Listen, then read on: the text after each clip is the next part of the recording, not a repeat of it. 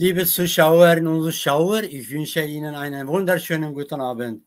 Heute stelle ich Ihnen eine Fernsehsendung von Khalat TV, ein neues und interessantes Thema in unseren Die Stimme der kurdischen Geschichte und Kultur, kurdisch wir sagen, denke die Rukchanda Kurdi, vor. Das Thema unserer heutigen Sendung lautet: Was sollte das kurdische Volk 102 Jahre nach dem Vertrag von Lausanne tun? Kurdische Volk 102 Jahre nach dem Vertrag von Lausanne und am 24. Juli 1923 in der schweizerischen Stadt Lausanne unterzeichnet wurde. Wir werden in unserer Sendung darüber sprechen. Der Vertrag von Lausanne ist ein Vertrag in der Geschichte Kurdistan, der das kurdische Volk und Kurdistan zerstört. Und der Schaden und die Auswirkungen der Vertrags von Lausanne auf die kurdische und Kurdistan-Geschichte sind immens. In dieser Sendung werde ich Sie persönlich über einige wichtige Themen auch informieren. Das Kurdische Institut Lausanne in der Schweiz organisierte am 26. August 2025 zum 102 Jahrestag der Vertrags von Lausanne in der Stadt Lausanne von der Schweiz einen Workshop mit dem Titel Das Recht auf Selbstbestimmung und die Zukunft der Kurden. Nach einigen 7-stündigen Erklärungen und Diskussionen kurdischer Akademiker, Politiker, Historiker wurde eine Erklärung verlesen und angenommen. Bei dieser Konferenz, bei der ich auch zu hören bin, werde ich versuchen, Ihnen einige wichtige Beobachtungen und einen kurzen Überblick über die Geschichte des Vertrags von Lausanne zu geben. Nachdem ich den Vertrag von Lausanne erklärt habe, in diesem Rahmen der Kurden schweres Unrecht widerfahren ist, werde ich Ihnen auch einige der auf der Konferenz getroffenen Entscheidungen und Schluss erklären. Liebe Zuschauerinnen und Zuschauer, lassen Sie mich Ihnen nun ein wenig über die Geschichte des Vertrags von Lausanne erzählen.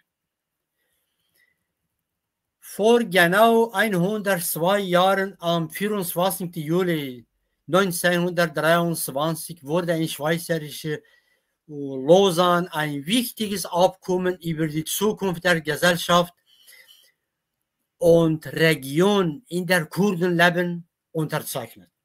Als wurde dieses Abkommen wurde die Kurden staatenlos und ihnen wurde alle Rechte verweigert. Wir wissen, dass vor dem Vertrag von Lausanne im Jahr 1916 das Sykes-Picot-Abkommen unterzeichnet wurde. Dieser Vertrag ist ein geheimes Abkommen, das am 16. Mai 1916 zwischen dem Großbritannien und Frankreich unterzeichnet wurde und die Gebiete des Nahen Ostens unter der Besatzung des im Krieg besiegten Osmanischen Reiches aufgeteilt. Dieser Vertrag, der später auch Russland eingeschlossen, aber wurde vor den neuen, die 1917 Sowjetunion-Regierung verkündet.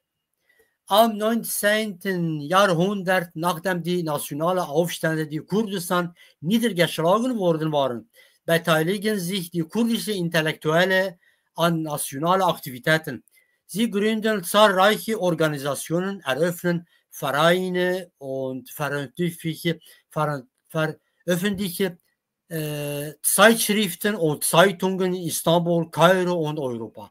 Sie nahmen beispielsweise in vielen Aktivitäten teil, wie die Kurdistan Teali Partei, Freie Kurdistan Partei, Demjin Magazine, der Kurdistan Nefspaper oder Kurdistan Zeitung, dem Kutschkir-Aufstand und dem Sheikh Mahmoud Barzanji Aufstand.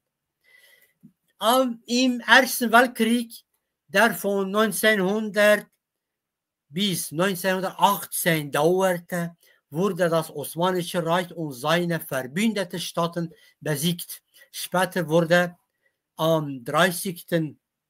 Oktober 1918 der Waffenstillstand vom Mondros-Abkommen zwischen der Siegermächten und dem Osmanischen Reich unterzeichnet und die Friedensverhandlungen begonnen, die voraussichtlich bis höchstens 2 Jahre dauern würden. Am Ende der etwa 1,5 Jahre dauernden Pariser Friedenskonferenz. Nach dem Ersten Weltkrieg wurde am 10. August 1920 in Sèvres, nahe der Stadt Versailles, in der Nähe von Paris, der Vertrag von Sèvres zwischen dem Großbritannien, Frankreich, Italien, Japan, Armenien, Belgien, Griechenland, dem König Hetschhaus, Polen, Portugal, Rumänien und dem Königreich der Serben, Kroatien und Serbien und Tschechoslowakei und dem besiegten Osmanischen Reich unterzeichnet. Da viele Nationen, die jahrhundertelang unter osmanischer Herrschaft gelebt hatten, ihre Abhängigkeit erlangten, waren die Osmanen gezwungen, beispielsweise zur Folge. Während und nach dem Ersten Weltkrieg geriet die gesamte arabische und Teil der Kurdistan-Geografie unter britische und französische Herrschaft, was bedeutet, dass sie der Wege der Araber trennten. Mit Hilfe der Briten und Franzosen wurde später 22 arabische Staaten gegründet, darunter große oder kleine. Sogar arabische Stämme mit einer Bevölkerung 100 bis 200.000 Menschen wurden zu Staaten. Andererseits blieben Millionen Kurden staatenlos.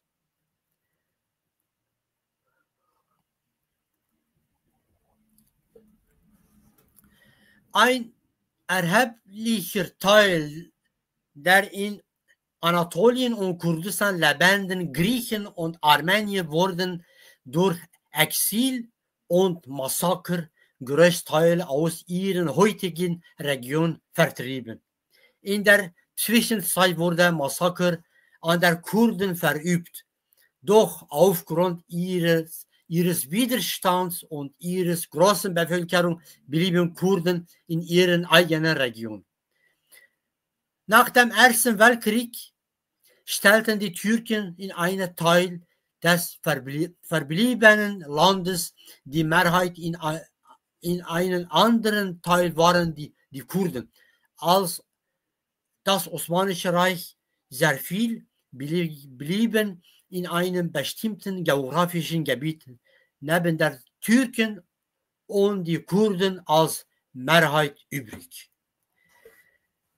Es herrschte Unsicherheit darüber, was die Kurden tun würden, weil sie verwirrt waren.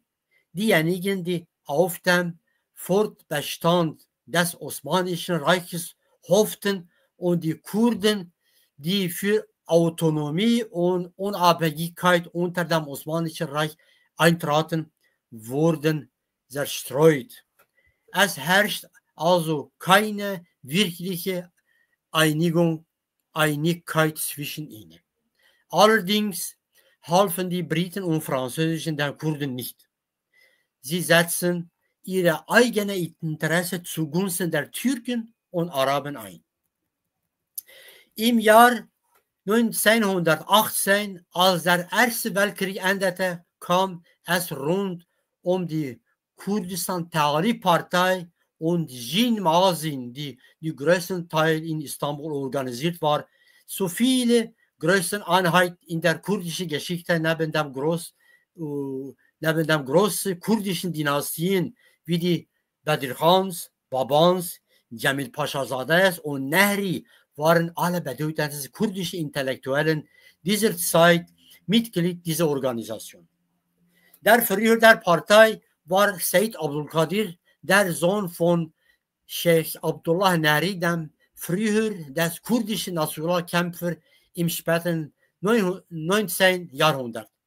Anfang 1919 nahm Sharif Pascha, der ahemalige osmanische Botschaft in Stockholm und von der kurdischen Teali-Partei unterstützt, als Delegierter im Namen der Kurden an der Pariser Friedenskonferenz teil. Einige Kurden, die mit Türken zusammenarbeiten, protestieren während der Konferenz jedoch mit Briefen und Telegrammen an die angeblich an Sharif Pascha geschickt wurden, um Kurdistan zu verteidigen. Dies war ein Spiel, das Mustafa Kemal, der Führer der Türken und seine Freunde spielten. Nach einiger Zeit musste Sharif Pascha die Konferenz verlassen, da der kurdische Sharif Pascha allein war und es keine starke kurdische Delegation zur Verteidigung des Kurden gab, leisteten die Franzosen und Briten Sharif Pascha keine Hilfe. Nach der die Kurdistan-Teali-Partei befand sich in einer schwierigen Lage und ihre Vorsitzende Said Abdul Qadir wurde zum Separatistisch erklärt, obwohl er für die Einheit war.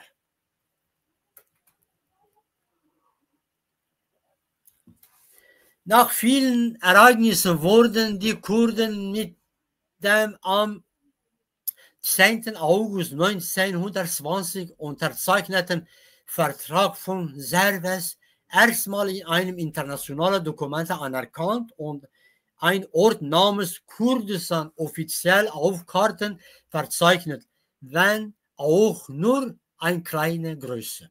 Denn damals interessiert sich die Europäer mehr für Großarmenien. Zu dieser Zeit wurde zusätzlich zur Regierung in Istanbul eine neue Regierung in Ankara unter der Führung von Mustafa Kemal gebildet, die sogenannte Regierung der Großen Nationalversammlung. Die Istanbuler Regierung, das war ein osmanisches Reich, übrige osmanische Reich. Der Istanbuler Regierung unterzeichnete der Vertrag von Sevres, obwohl sie dies nicht wollte. Die Regierung der Großen Nationalversammlung in Ankara war jedoch entschieden gegen den Vertrag von Sevres, weil sie den Kurden keinerlei Rechte zubilligten. Auch einige Kurden hielten das Abkommen für unzureichend.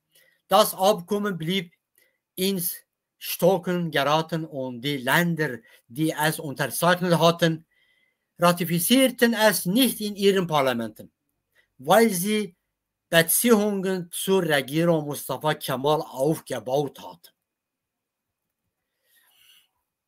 Denn insbesondere Frankreich und England pflegten zu dem Kemalismus für beide Seiten vorteilhaften Beziehungen. Sie verteidigen den Vertrag nicht wegen der Mosul-Frage und wegen Privilegien in Investitionen in türkische Infrastruktur und wegen der Unterstützung der Türken im eigenen Kampf gegen die Sowjetunion. Leider nur Griechenland und Armenier verteidigen den Vertrag von Sevres. Als der Vertrag von Sevres nicht in Kraft trat, begann man daher mit der Suche nach einer neuen Einigung und einem Kompromiss. Mit anderen Worten, die Briten und Franzosen begannen, die Regierung Mustafa Kemals zu unterstützen, nicht die Regierung Istanbul. Interessant ist hierbei, dass die türkische kemalistische Regierung zwar alle möglichen Abkommen mit den Briten schloss, die kurdischen Widerstandskämpfer jedoch zu britischen Agenten erklärt. Es ist offensichtlich, was für eine Lüge das ist. Tatsächlich waren Mustafa Kemal und seine Freunde jedoch britische Agenten. Denn es waren die Briten, die Mustafa Kemal von Istanbul per Schiff nach Samsun und in die Städte Kurdistan geschickt. Das haben sie selber das gemacht. Darum, sie waren Agenten von Briten, nicht Kurden. Ab Mitte der 1920er Jahre kam es innerhalb der Kurdistan Tahali-Partei zu Spaltung und Unruhen. Leider. Die kurdische Tahali-Partei spaltete sich in zwei Fraktionen. Eine Gruppe, die Familie Bedir Khan und einige kurdische Schriftsteller und Intellektuelle, plädierte für die Gründung einer unabhängigen kurdischen Staat durch Abspaltung von der Türken. Sie wollten nicht mit Türken, sie wollten genau spalten und eine unabhängige Kurdistan gründen. Andererseits der Präsident von Gesellschaft Said Abdul Qadir und einige ehemalige Anführer plädierten für eine Autonomie durch den Verbleib innerhalb der türkischen Grenze. Sie wollten nicht Türkei verlassen, sie wollten in türkischen Grenze bleiben. Dies schwach die kurdische Opposition, auch kurdische Opposition. Einige kurdische Kreise waren in der großen Nationalversammlung von Türken vertreten, die unter der Führung von Mustafa Kemal eröffnet wurde. Während die Regierung von Istanbul zwischen 1920 und 1922 kurz vor der Auflösung stand, gewann die Regierung von Ankara an Stärke und erlangte auf der internationalen Bühne Anerkennung. 1922 begann die Lausanne-Verhandlung, bei denen Großbritannien gegenüber der Regierung in Ankara vorsprach. Während dieser Zeit pflegten die Briten zu ihren eigenen Vorteilen Beziehungen zu den Kemalisten und ignorierten die nationalen Interessen der Kurden.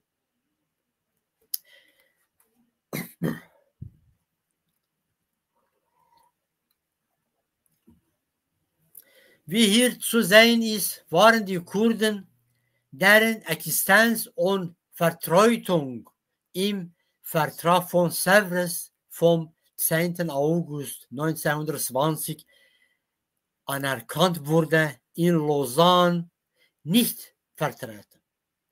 Der Chefdelegierte Ismet Pascha von Türken, der im Namen der Regierung der Großen Nationalversammlung der Türken an der Konferenz teilnahm und angeblich kurdische Herkunft sei, beobachtete bei den Treffen in Lausanne mit falscher Propaganda, dass die türkischen Parlamentregierung sowohl Kurden als auch Türken vertreten. Obwohl die Themen Kurden und Kurdistan nicht direkt auf die Tagesordnung der Konferenz standen, wurde die Lage der Kurden häufig angesprochen, insbesondere in den Artikeln zu Mosul und Minderheiten.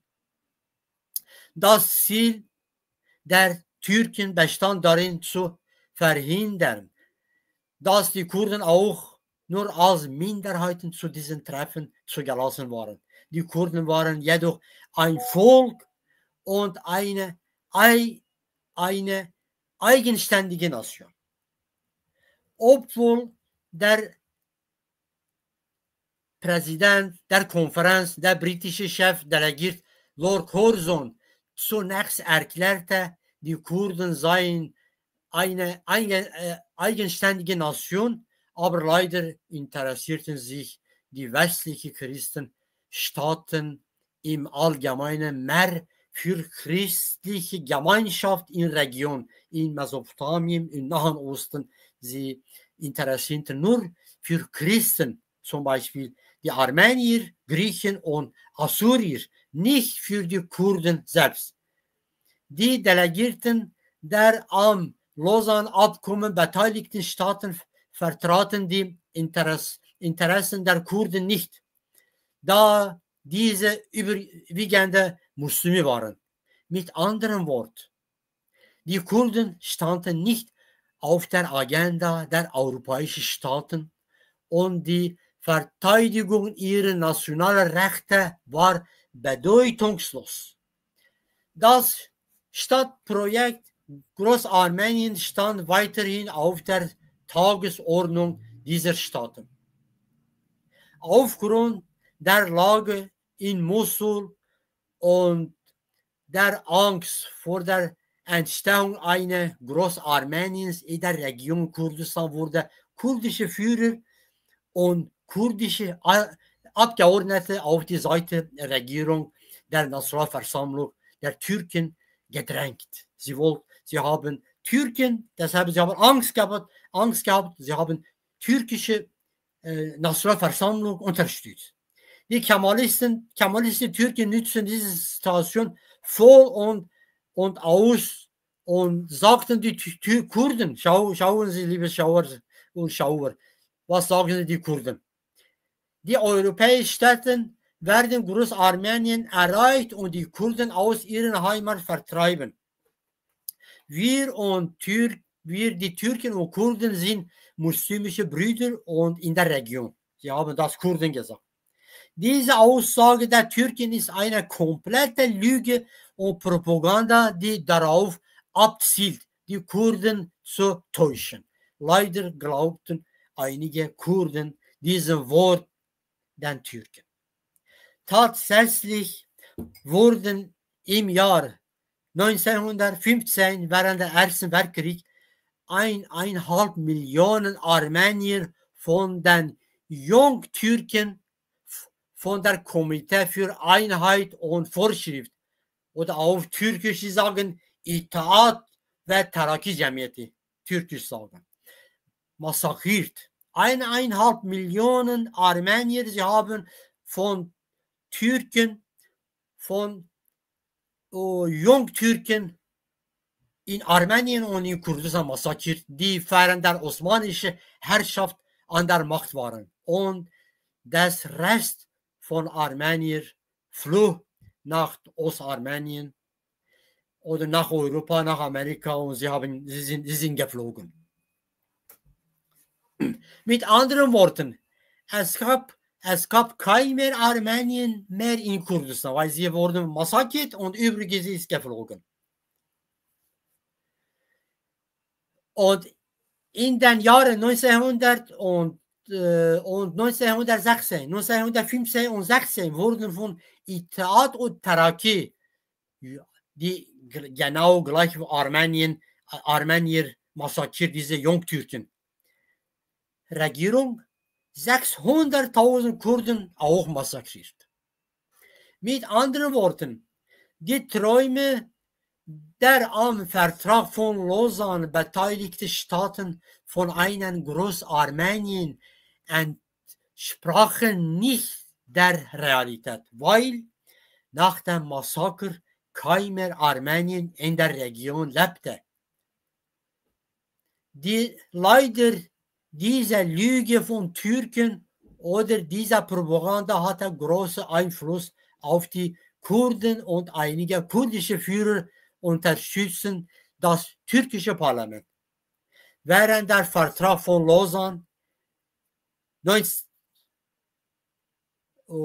24. Juli 1923 diskutiert wurde, schickten einige kurdische Kreise Verbrüderungstelegramme nach Lausanne.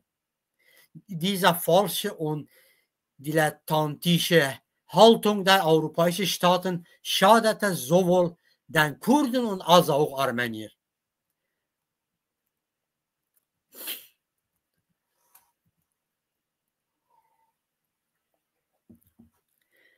Bei dem Lausanne-Abkommen-Konferenz während griechische Lord Curzon über die nationalen Rechte der Kurden sprach, sagten kurdische Honoration und einige kurdische Angeordnete, die Türken unterstützen, sagten in der Konferenz, stellen Sie sich nicht zwischen uns, wir sind mit Türkenbrüder.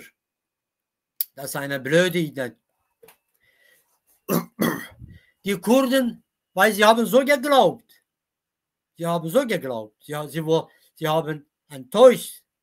Sie wurden von europäischer und türkischer Propaganda beeinflusst. Die Kurden verfügten über keine eigenen Streitkräfte und keine andere Macht, auf die sie sich verlassen konnten. Weder die westliche Imperialmächte durch die sozialistische Sowjetunion und die muslimische Gefühle waren stärker verbreitet.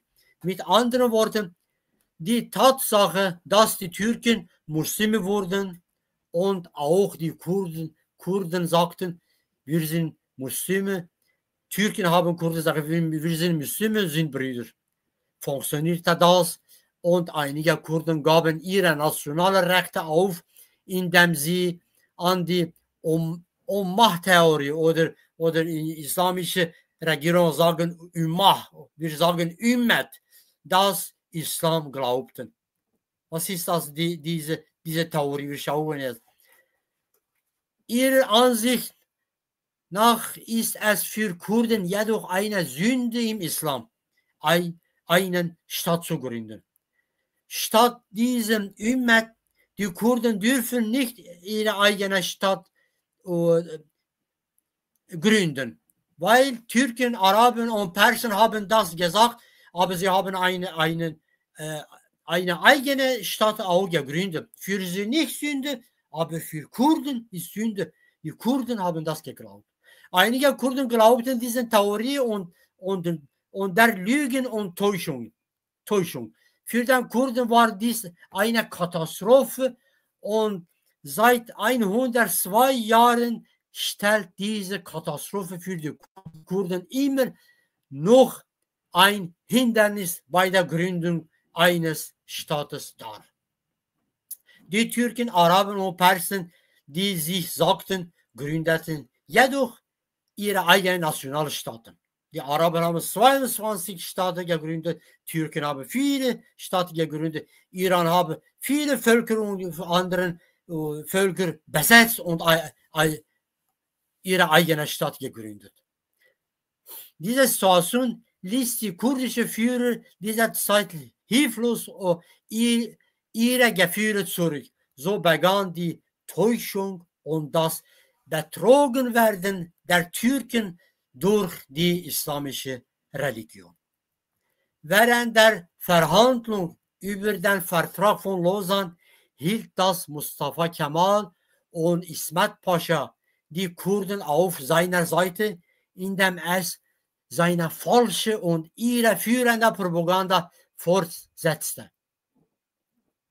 So gerieten die kurdischen Nationalrechte, die 1920 beim Vertrag von Sèvres zur Debatte standen, auf der Konferenz von Lausanne in Vergessenheit. Durch die Lügen der Türken wurde allen vorgegaukelt, muss man in Lausanne gemeinsam mehr Rechte erreichen würde. Ismet Pascha überzeugte sowohl die Städte auf der Konferenz als auch die Kurden davon, dass er im Namen von zweier Völker in Lausanne anwesend sei. Das war eine Lüge. Aber interessant, dass tatsächlich wussten die europäischen Staaten, die beim Treffen zum Vertrag von Lausanne anwesend waren, sehr wohl, dass die Türken und Ismet Pascha logen und dass sie keine Vertreter von Kurden waren. Da sie jedoch ihre eigenen Interessen in der Türkei sahen, gab sie vor, dies zu glauben. Andersfalls würden Großbritannien und Frankreich die 22 Städte für Araber gegründet haben, wenn sie wollten, auch einen Staat für Kurden gründen. Aber sie wollten das nicht. Die langwierigen Verhandlungen und Entwicklungen verliefen zugunsten der türkischen Regierung. Anfang 1923 wurde die Konferenz vorübergehend unterbrochen. Nach mehreren offenen und geheimen Treffen erzielten die britische und türkische Kemalistenregierung jedoch schließlich im Rahmen beiderseitiger Interessen eine Einigung. Die Mosul-Frage wurde, weil damals Mosul war von Osmanische Reich von Türken besetzt, aber die Briten wollten das haben. Sie haben ein Problem mit Kemalisten. Die Mosul-Frage wurde für eine Weile verschoben. Die türkische Regierung verfolgte eine pragmatische Politik, indem sie die Beziehung zwischen Großbritannien und der Sowjetunion ausnutzte und damit für sich selbst erfolgreich war. Dabei wurden auch Kurden und Armenier geopfert.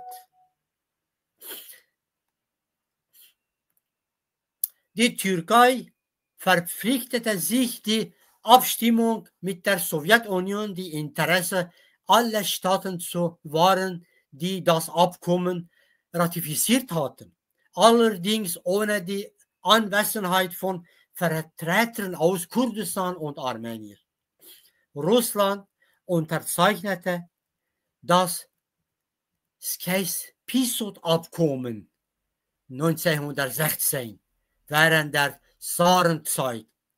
In der Zeit nach der sowjetischen russischen Revolution von 1917 verfolgte sie eine feindliche Politik gegenüber den Kurden und leisteten der türkischen Kemalisten jede erdenkliche Unterstützung.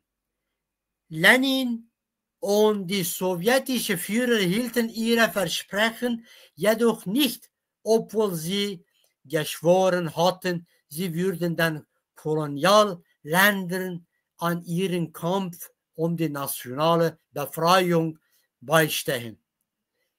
Sie haben das nicht versprochen, sie haben gelogen und sie haben für ihre eigene Stadt das genützt.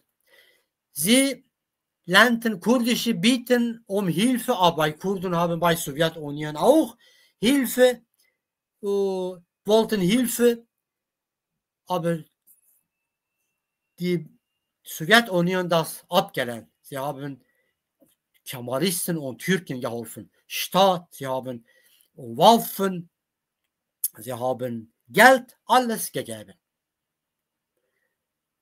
Briten haben das genau gleich auch gemacht. Kemalisten haben beide Seiten ausgenutzt.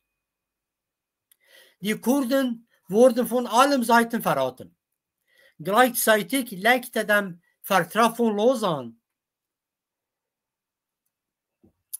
der Grundstein für den Aufstieg Mustafa Kemal und der Kemalismus war eine Fortschrittsbewegung. Die Republik Türkei wurde gegründet und mit Hilfe Europas einer rassistischen, nationalistischen und aggressiven Republik aufgebaut. Das Symbol der Republik von damals bis heute ein Volk, eine Sprache und eine Flagge. Die anderen abgelehnt. Kurden haben keine Rechte, nichts bekommen. Jetzt sagen genau gleich, nach 102 Jahren genau gleich. Daher kam es mit Hilfe Europas zu großen Bevölkerungsumwandlung und demografischen Veränderungen, um die türkische Präsenz in Anatolien zu stärken. Die Kurden wurden in Lausanne ignoriert. Das Selbstbestimmungsrecht von kurdischen Nationen wurde behindert und Kurdistan wurde der Souveränität von 4 oder 5 Einzelstaaten untergestellt. Diese war ein Teil Türkei, ein Teil Irak, ein Teil Iran, ein Teil Syrien und ein Teil auch war in Sowjetunion. Jetzt die Region Karabach war von Kurden. Jetzt Armenien und Aserbaidschan, dort haben alle Kurden vertrieben und sie kämpfen jahrelang für diese Region. ein Teil auch jetzt ist dort.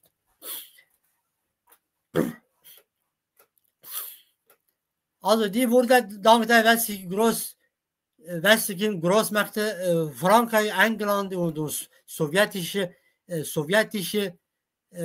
Sowjetunion und regionale Mächte, türkisch, arabisch und persisch, erreicht das. Natürlich spielten dabei auch die Fehler der damaligen kurdischen Verwaltung auch eine Rolle. Aber die großen Fehler, große Verrater, die Europäer und Sowjets haben das gemacht. Die Kurden, die seit Jahren auf ihrem Land um ihre ethnische Identität kämpfen, erhielten erst im 20. Jahrhundert mit dem Vertrag von Sèvres eine Chance, der Staat Kurdistan zu gründen. Aufgrund britischer Interessen und türkischen Druck wurde der Versuch, einen Staat Kurdistan zu gründen, jedoch mit dem am 24. Juli 1923 unterzeichneten Vertrag von Lausanne gestoppt. Anschließend müssen wir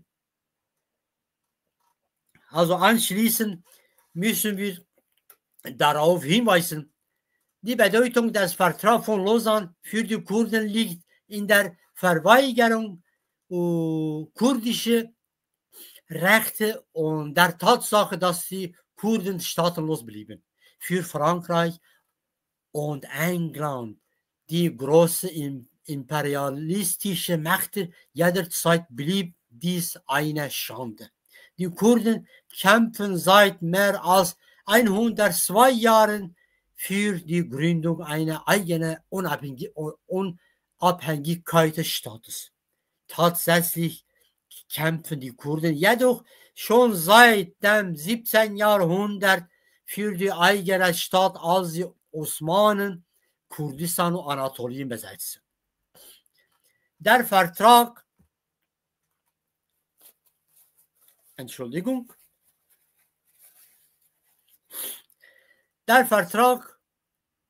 von Lausanne markiert den Beginn der Zerstörung der kurdischen Identität und Kultur, was einen großen Verrat an den Kurden dargestellt. Gleichzeitig verfolgte die kolonialistische türkische Staat eine politische Massengenozid an der Kurden. Der Vertrag von Lausanne verpflichtete die Türken zur Verweigerung und die Kurden zur Rebellion, ist eine sehr wahre Aussage. Nachdem die islamische Terrororganisation Islamische Staat, sie haben 2014 große Massaker in Kurdistan und yazidische Kurden und ganze Religion kaputt gemacht. Nachher 2017 ein Angriff von Südkurdistan. Sie haben auch, wo die Kurden in einer Föderation mit dem Irak leben, aufgewehrt hatte, gründete die Bundesregierung Kurdistan eine Unabhängigkeitsföderation. Im Jahr 2017 hielten die Kurden ein Referendum ab, und wo ihnen ein Unabhängigkeitsstaat werden. Sie wollen mit diesem Referendum ihre eigene Stadt gründen. Viele Länder der Europäischen Union, darauf die Vereinigten Staaten, lehnten dies ab. Später verweigerten sie sich auch, die Unabhängigkeit der Kurden anzuerkennen. 102 Jahre später wurde die Kurden vor der Welt immer noch nicht als Staat anerkannt. Der Iran und Türkei sowie die syrische und irakische Staaten setzen ihre Feindseligkeit und Massaker an der Kurden fort. Einer der Hauptgründe für die NATO-Mitglieder der Türkei besteht darin, die Bildung eines eigenen Staates für Kurden zu verhindern. Seit Jahren verübt die türkische Regierung mit NATO-Mitgliedern mit NATO-Waffen Massaker an Kurden. Aus Angst, dass die Kurden im jüngsten Krieg zwischen Israel, Hamas, Hisbollah und dem Iran Rechte erlangen konnten, betrieb der türkische Staat in Zusammenarbeit mit PKK-Führer Abdullah Öcalan unter dem Denkmantel einer scheinfriedlichen politischen Spielten um Sicherstellungen, dass die Kurden keinerlei Recht haben.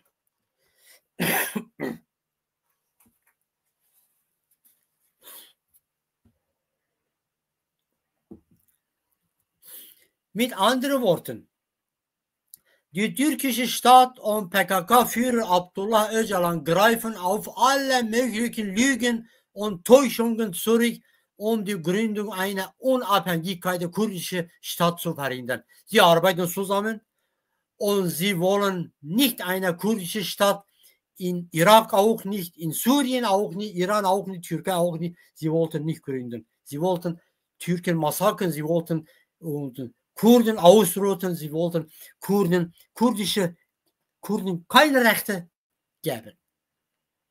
Ein Staat, eine Nation und eine Sprache. Das PKK und Öcalan sagt auch, türkische Regierung sagt das auch. Wer sagt das? Interessant, wer hat nachgesagt?